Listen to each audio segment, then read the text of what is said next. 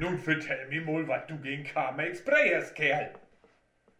Von Carmex Spray, du lässt du immer wegrieten. Und das will nirgends rügen, verstehst du? Ach, so ein Tünnef. Doch, das stimmt. Uns Vorfahren, der hat all Carmex Spray eten. Ja, das macht wen. Aber das hat doch denn auch immer stunken. Oft nicht.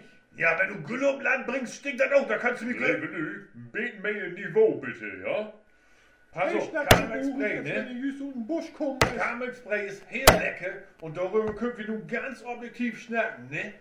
Carmex Spray ist ein evolutionäres Gericht in Ostfriesland mit langer Tradition. Das ist Buttermilk mit Graupen. Oma hat mich immer gefragt, Nikel, machst wohl einen Teller Carmex Spray? Ich hab den immer mit Zucker eten, wie das so sauer ist. Für mich ist Carmex Spray Tradition und Heimat.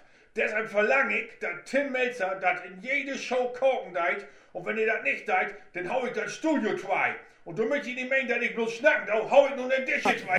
Carmex Spray, Carmex Spray, Carmex Spray. Ich will Carmex Spray.